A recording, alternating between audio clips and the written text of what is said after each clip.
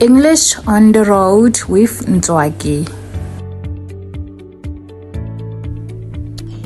Hello everyone and welcome to Fluency Springs, and this is your go-to podcast or channel rather for mastering the English language. I am Nzwaki and I'm so thrilled to have you join me on this exciting journey. So whether you're just starting out or looking to polish your skills, this channel is designed to help you become a confident English speaker.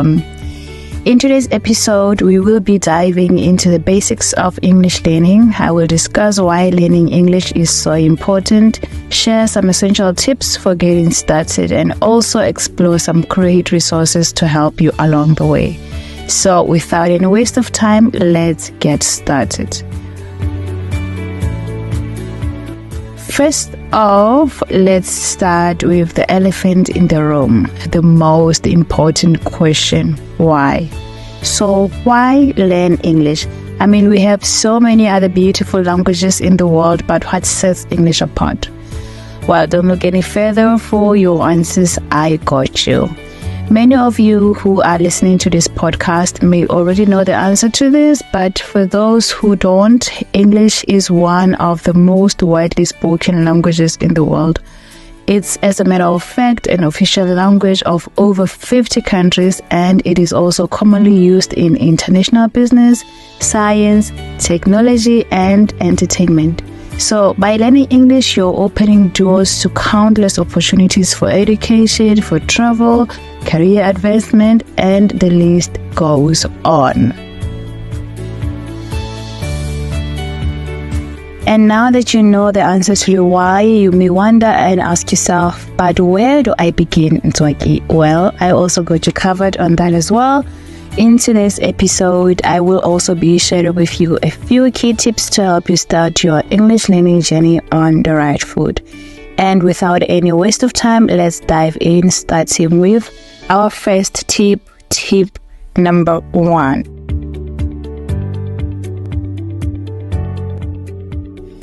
Set clear goals. So before you dive into learning, it's extremely important to set clear, achievable goals.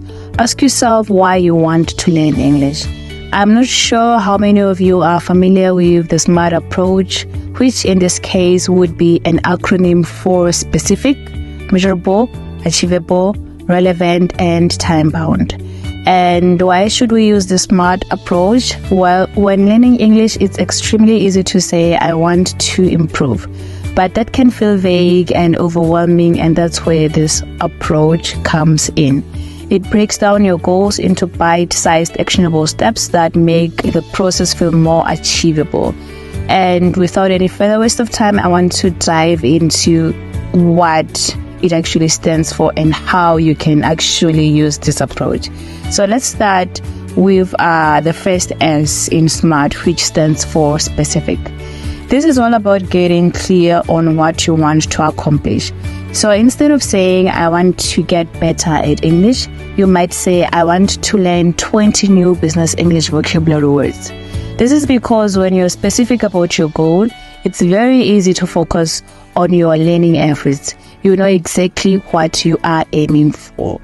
Now moving on to the next acronym word or letter rather, which is the M, measurable.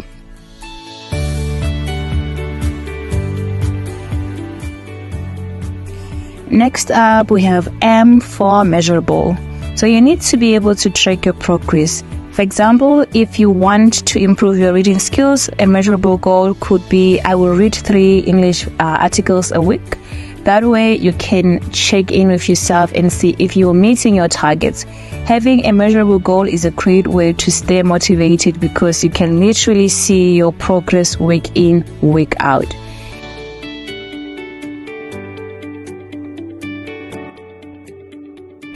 And then we have A for achievable. It's extremely important to set realistic goals that match your current abilities. If you're just starting out, don't expect to read a full novel in English in a week. it's better to start small, like reading short stories or articles, and then challenge yourself as you improve. Setting goals that you can achieve step by step keeps you from feeling discouraged. And then we have R, which stands for relevant. Your goals should be meaningful to you personally. Ask yourself, why am I learning English? Is it for work, for travel, or maybe to watch English movies without subtitles? Your goals should align with your personal interests and needs. For example, if you are learning English to travel, focus on, this is my advice, focus on conversational phrases rather than academic writing.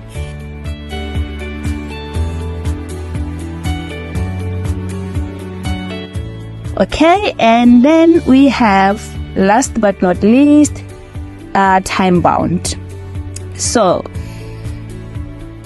every goal needs a deadline, right?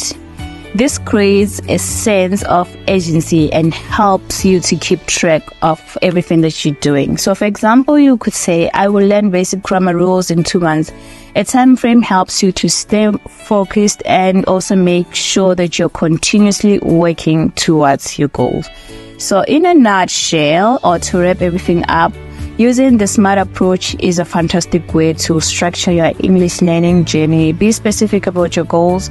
Make sure your goals are measurable, achievable, and focus on what is relevant to you. And set deadlines to stay on track. It's as simple as that. And it's also a very effective way to stay organized and motivated. So that's all for the SMART approach. We are now going to move on to our second tip number 2.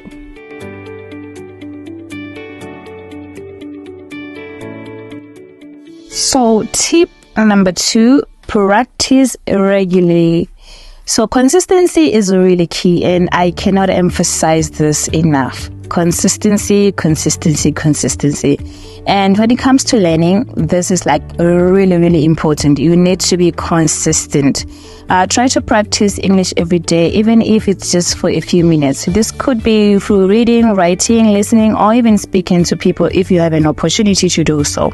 The more you immerse yourself in the language, the faster you will improve. So this is our tip number 2. Now on to tip number 3. Use a variety of resources. There are countless resources available to help you learn English, guys. So this include textbooks, online courses, language apps, and podcasts, maybe like this one. So using a mix of resources can help your English learning journey or experience fresh and engaging. So for instance, you might use an app like, Duolingo for daily practice, watch English language movies with subtitles, and also listen to podcasts like this one to improve your listening skills.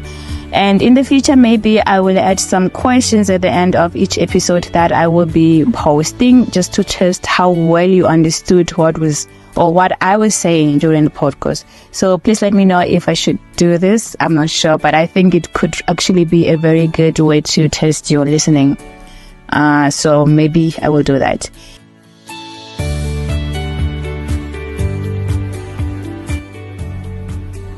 Up next, we have tip number 4.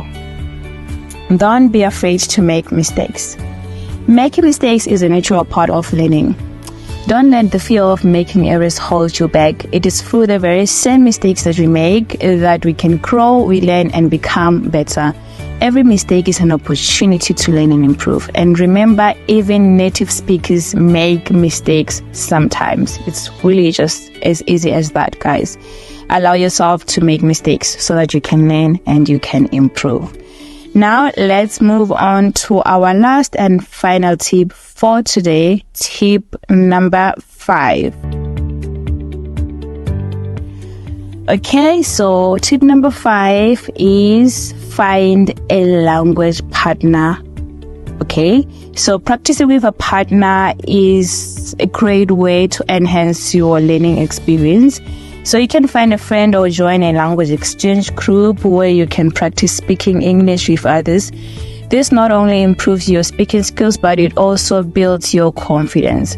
And I just want to emphasize that there are many other tips you can follow to improve your English skills, and I just shared with you those that in my experience have proven to work well for most people. So if you know any other tips you'd like to share that have worked for you or someone that you know, please feel free to share with us in the comment section.